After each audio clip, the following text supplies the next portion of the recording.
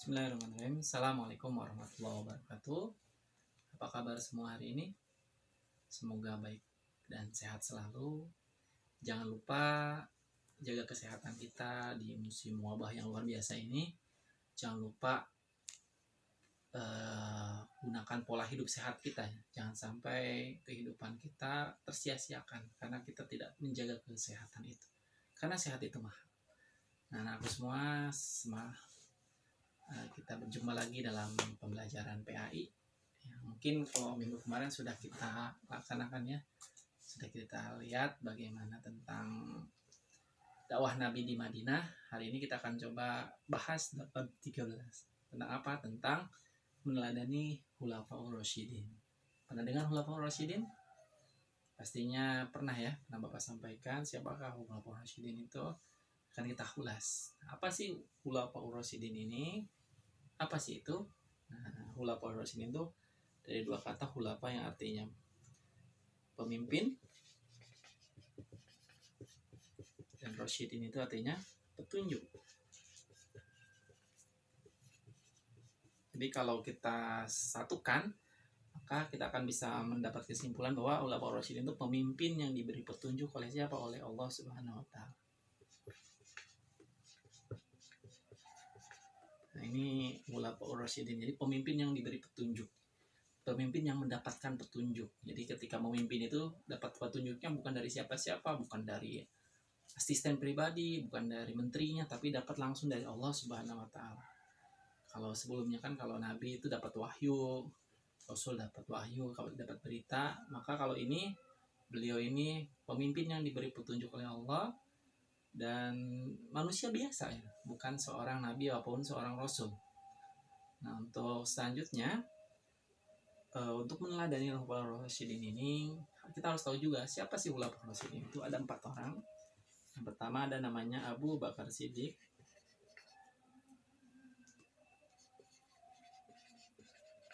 Abu Bakar Siddiq.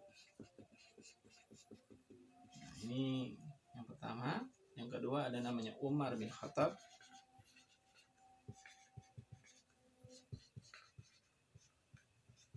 Yang ketiga ada namanya Utsman bin Affan.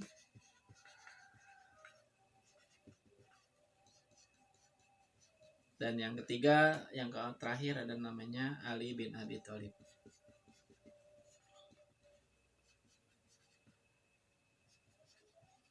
Ini adalah Khulafaur Rasyidin yang dikenal dalam sejarah sebagai pemimpin yang diberi petunjuk oleh Allah, langsung oleh Allah. Dan ini semua adalah sahabat Rasulullah SAW. Siapakah? Kita akan bahas salah satu-satu. Yang pertama kita akan bahas tentang siapakah Abu Bakar As-Siddiq itu.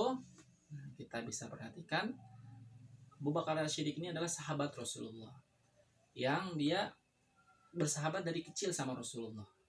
Karena Abu Bakar dengan Rasulullah itu bedanya cuma 2 tahun. Kalau Rasulullah lahir 571 Masehi, kalau Abu Bakar lahirnya 573 Masehi. Jadi 2 tahun lebih muda dibandingkan Rasulullah. Sama-sama lahir di Mekah. Jadi sudah bersahabat sejak sebelum Rasulullah menjadi nabi, diangkat menjadi rasul, maka ini sudah bersahabat dua orang ini. Dan beliau dari nama lengkapnya adalah Abdullah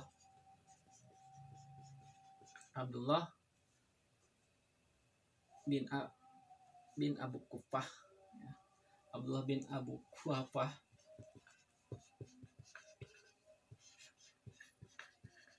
Wafa At-Tamimi. Nah,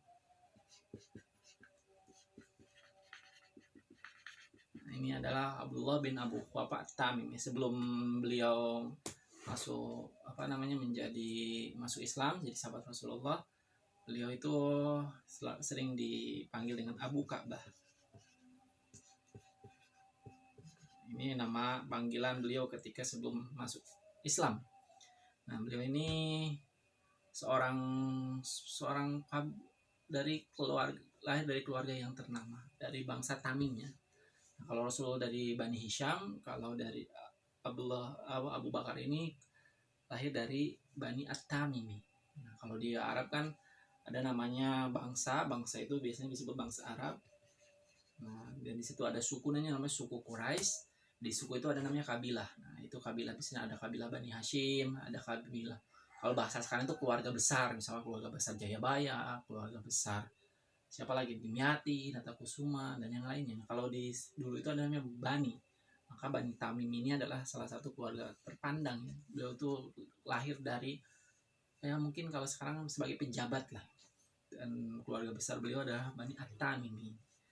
Dan nah ini tentang Abu Bakar. Jadi Abu Bakar ini ketika itu Rasulullah mendapatkan wahyu di umur 40 tahun, berarti Abu Bakar 38 tahun lebih muda dibanding Rasulullah 2 tahun. Itu diajak oleh Rasulullah untuk masuk Islam ketika dia menyampaikan bahwa sungguhnya aku mendapat wahyu dari Jibril. Dan akhirnya Abu Bakar tanpa pikir panjang setelah mendengar penjelasan Rasulullah tentang Islam, dia masuk Islam. Kenapa kok bisa langsung masuk Islam kayak gitu? Yang pertama, Abu Bakar yakin bahwa Rasulullah tidak pernah berbohong. Yang kedua, apa yang disampaikan oleh Rasulullah itu selalu kebenaran.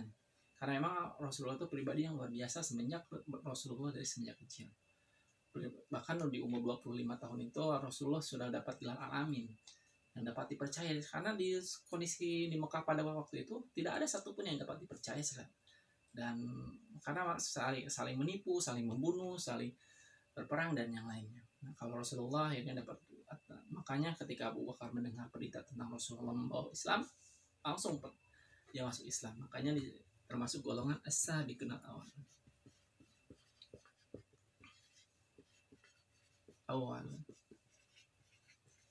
Ini as-sabiqun awal. Siapa sabiqun orang yang pertama kali masuk Islam dari laki-laki dewasa. Nah, ini Abu Bakar As-Siddiq ini. Ketika itu Abu Bakar As-Siddiq itu tentang Abu Bakar. Kan Abu Bakar ini orang yang paling dekat dengan Rasulullah. Ketika hijrah dari Mekah ke Madinah, yang menemani hanya Abu Bakar berdua sama Rasulullah.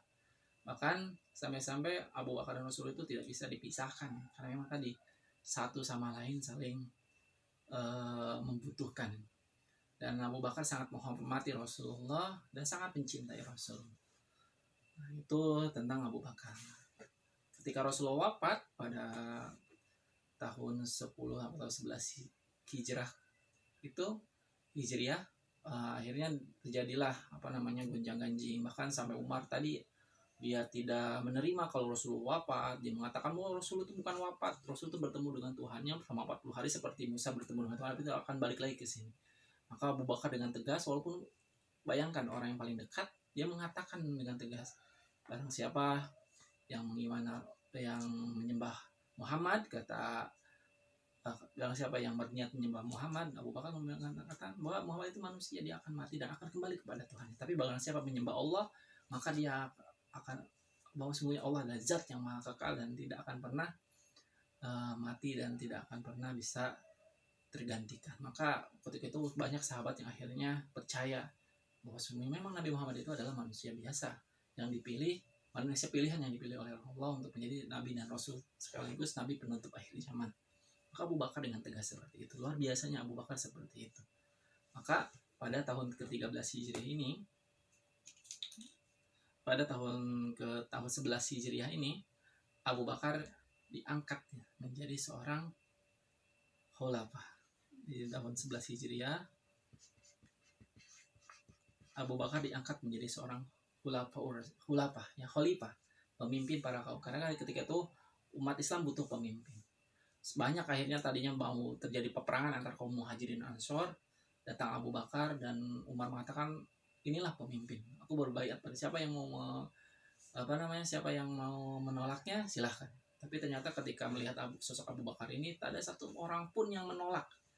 Karena memang Abu Bakar ini terkenal dengan dekat dengan Rasulullah, yang menemani hijrah Rasulullah, yang pertama masuk Islam. Apa kekurangan Abu Bakar? Ini orang-orang menerima Abu Bakar. Dan Abu Bakar ini memerintah hanya 2 tahun ya, dari tahun 11 Hijriah sampai 13 Hijriah.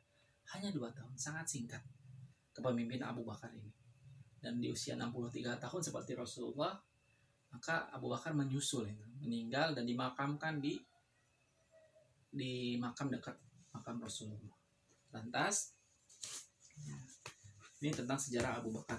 Dan Abu Bakar ini beliau mempunyai anak Siti Aisyah yang mungkin sekarang viral ya lagunya, Aisyah istri Rasulullah. Itu adalah salah satu anak Abu Bakar.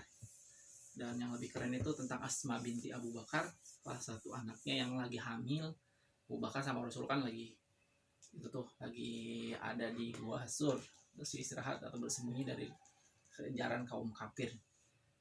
Akhirnya Asma binti Abu Bakar ini tahu tentang tempat ayahnya. Dia datang ke sana mengantarkan makanan selama 3 hari 3 malam dalam keadaan hamil. Naik bukit, kan gua itu di atas bukit ya, naik bukit dulu. Akhirnya Asma ini luar biasa kedudukannya. Baik, maka selama ketika Abu Bakar mau memerintah itu seperti apa sih Abu Bakar memerintah? Ada namanya prestasi Abu Bakar. Nah, ini prestasi Abu Bakar ketika beliau menjadi seorang khalifah. Yang pertama adalah memerangi orang murtad.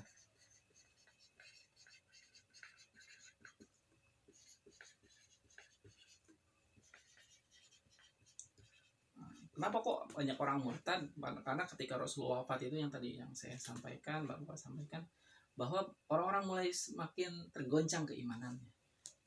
Sampai-sampai kan orang yang lemah imannya mereka keluar dari Islam karena tadi kalau Muhammad udah mati ya udah gitu kan, nggak ada alasan lagi saya tetap di Islam.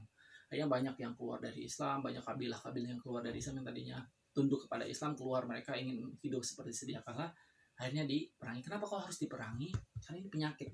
Jadi orang murtad itu penyakit. Dia adalah orang yang keluar dari barisan Islam yang akhirnya akan merusak Islam. Dia tahu tentang Islam tapi dia di luar ya. Dan di situ dia akan merusak dan akhirnya dia perangi oleh Abu Bakar orang-orang murtad ini. Dan sebelum diperangi sih ditawarkan terlebih dahulu apakah mau tetap keluar dari Islam atau mau kembali kepada Islam. Maka orang yang kembali kepada Islam aman. Kalau yang orang keluar dari Islam dia dalam keadaan diperangi oleh Abu Bakar pada waktu itu. Nah, yang kedua adalah memberantas nabi palsu.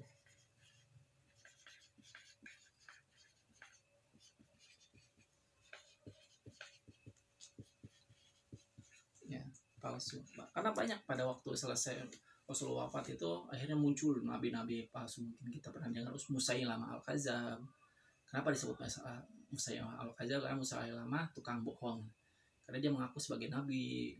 Terus ada Tulailah dan yang lainnya gitu ya. Nabi-nabi palsu bermunculan mengaku nabi. Bahkan ada yang membuat ayat Quran palsu. Dan akhirnya dia meniru sifat Rasulullah. Ada yang meniru sampai ketika itu Rasulullah itu mujizat luar biasa. Ketika ada sumur yang tidak bisa diminum airnya diludahi Rasulullah, airnya menjadi tawar. Tapi ketika itu Musailamah mencoba mencontek, ternyata menjadi busuk sumur itu. Bahkan ada anak yang tadinya rambutnya botak, ketika Rasulullah sentuh tumbuh subur ya. Dan ini kebalikan ya, anak tadinya rambutnya bagus, akhirnya sampai orang itu tua, orang yang disentuh kepalanya itu menjadi tetap botak. Itu kunjungan nabi palsu akhirnya diperangi oleh Abu Bakar. Sebelumnya memang ditawari mau tetap seperti itu atau mau masuk Islam. Nah, selanjutnya mengumpulkan dan menulis ayat Al-Quran. Mengumpulkan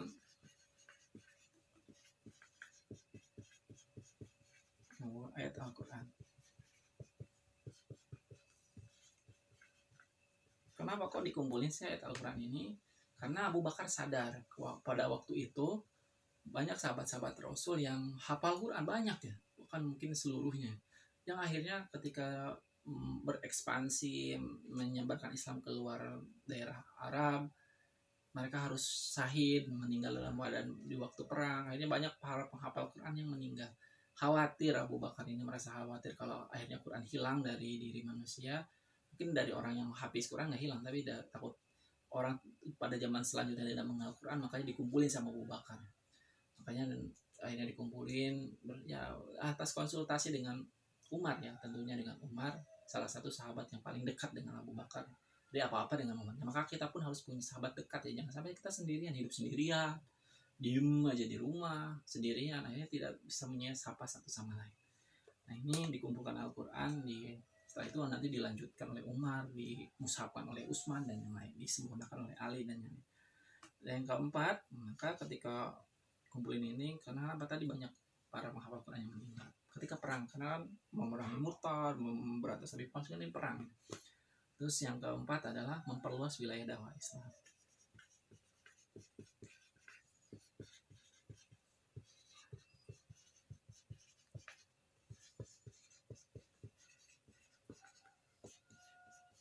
Nah, ini prestasi Abu Bakar, jadi memperluas wilayah dakwah Islam Islam tidak hanya ada di Mekah dan Iman, karena memang pernah Rasulullah mengatakan ya kita mau pasti Islam yang akan menaklukkan Persia, Romawi dan yang lain-lainnya. Para sahabat terinspirasi dengan kata-kata Rasulullah ketika perang Khandaq itu kan lagi bikin parit tuh. Ada yang nanya, wahai Rasulullah, kira-kira mana dulu yang kita taklukkan, Persia apa Romawi? Kata Rasulullah, yang ditaklukkan adalah tadi kerajaan Persia.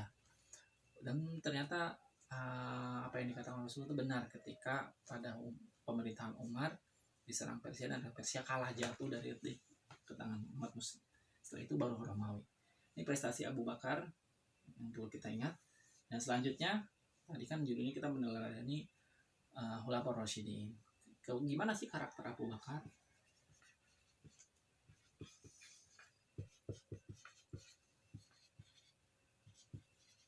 Karakter Abu Bakar itu yang pertama, beliau itu rendah hati. Rendah hati atau tidak sombong. Jadi orangnya rendah hati luar biasa. Bayangin sahabat Rasul ini dicontohkan ketika pemilihan pemilihan khalifah setelah penggantian Rasul. Kata Abu Bakar, udah Umar aja. Karena kalau kita mungkin saya paling berjasa, saya paling pernah dekat dengan Rasul, saya yang pantas ini. Tapi katanya Abu Bakar enggak, jangan saya. Makan pidato ketika menerima menjadi seorang khalifah pun luar biasa itu bunyinya. Kalau benar ikuti, kalau salah nasihati, kalau ada hal-hal yang salah saya akan perangi, saya akan berantas dan yang lain. Itu luar biasa tegas. Dan orangnya adalah hatinya yang rendah. Saking rendah hatinya selalu mendahulukan yang lainnya sebelum dia. Selanjutnya yang kedua, berhati tenang. Hatinya lembut, tenang. Abu Bakar ini sosok yang tenang tapi tegas. Kebalikan dari Umar. Umar itu sosok yang tegas, garang tapi hatinya lembut. Kalau Abu Bakar sosoknya lembut tetapi hatinya itu tegas, keras kepada kemungkaran. Dia akan selalu, ini yang hatinya tenang, memutuskan segalanya itu tenang. Yang selanjutnya itu orangnya sederhana. Karena kesederhanaannya sampai-sampai bajunya itu kadang selalu kedodoran. Kenapa sih? Sampai pernah ceritanya itu ketika Abu Bakar sedang ketemu dengan Rasulullah, bajunya menjuntai ke tanah gitu kan. Maka ditanya Rasulullah, apakah ini boleh? Kata Rasulullah, ya nggak masalah. Karena memang baju Abu Bakar itu bukan karena dia kependekan tapi kepanjangan tapi melorot. Jadi karena saking kurusnya Abu Bakar ya. Bahkan sampai ada yang mengatakan sahabat Rasul itu, seandainya ada yang angin besar gitu kan, pasti Abu Bakar akan tertiup angin itu, saking kurusnya. Terus yang selanjutnya adalah sosok Abu Bakar itu penyabar. Orang yang sabar dalam kalau kita sekarang ini sedang terjadi virus corona ya, kita harus sabar atas ujian Allah ini. Jangan sampai kita akhirnya kufur, akhirnya menyalahkan siapapun, nyalahin pemerintah, nyalahin negara, bahkan nyalahin Allah gitu kan. Maka Abu Bakar ini orangnya penyabar. Kita harus mencontoh salah satu. Kenapa kok sabar? Pernah ketika itu Abu Bakar mencoba mencari apa sih amalan Rasulullah yang dilakukan selama masih hidup. Ternyata ada salah satu amalannya, yaitu Rasul itu sering datang ke sebuah tempat. Di situ ada orang Yahudi buta ya. Dia tidak bisa melihat dan kerjaannya itu menjelekin Rasulullah. Tapi Rasulullah itu selalu memberikan makanan itu. Jadi selalu menyuapin makanan itu. Ditanya ke Abu Bakar pada anaknya ya, yaitu Aisyah istri Rasulullah. Ya, kalau sekarang lagi viral ya lagu Aisyah istri Rasulullah itu yang itu. Nah, Aisyah, apa sih amalan itu tadi yang disebutkan oleh awal? Rasulullah itu pernah sering memberikan makan kepada orang Yahudi di tempat tertentu. Akhirnya orang Yahudi buta. Akhirnya Abu Bakar mencoba mencontoh sikap Rasulullah. Dan ketika suapan pertama ya, orang Yahudi langsung protes, siapa engkau? Lah, aku orang yang biasa memberi kamu makan. Tapi kata bukan, karena orang yang biasa memberi makan adalah selalu menghaluskan dulu makanan itu baru dimasukkan ke mulut orang buta itu. Karena orang buta ini sudah tua. Tahu kan kok siapa orang itu? Ternyata orang Yahudi ini lagi ngomongin Nabi Muhammad, jelek-jelekin dan yang lain.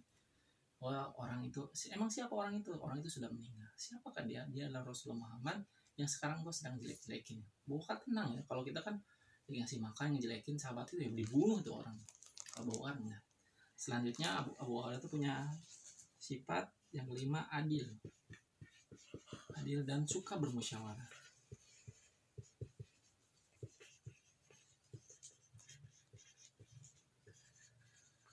Adil dan suka bermusyawarah. Jadi ada apa-apa dimusyawarahkan terlebih dahulu, ada apa-apa dihubungin. Selalu meminta pendapat para sahabat. Kalau ada masalah, tanyakan dulu kepada sahabatnya. Apa seperti baiknya seperti apa. Ketika misalkan contohnya mau mengurangi lebih palsu, dimusyawarahkan dulu seperti apa teknisnya. Jadi sering bermusyawarah dan suka adil menempatkan. Bahkan saking adilnya itu Abu Bakar itu, dia hidupnya tidak lebih baik dibandingkan muslim yang lain. Maksudnya tentang kehidupan duniawinya. Sampai-sampai istana khalifah itu digambarkan pada zaman itu seperti ada pohon kurma yang lebat daunnya. Ini ya pohon kurma ya. Dan di sini hanya dikasih alas tikar. Ini adalah istana para khulafaur rasyidin pada waktu itu. Abu Bakar, terus Umar dan yang lainnya. Ini istananya itu seperti ini doang. Jadi istana khalifah pada waktu itu seperti ini doang. Dan selanjutnya yang keenam adalah suka penolong bagi kaum tertindas.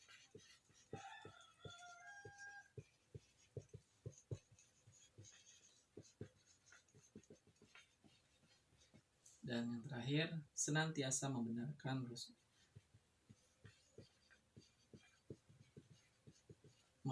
berita dari Rasulullah.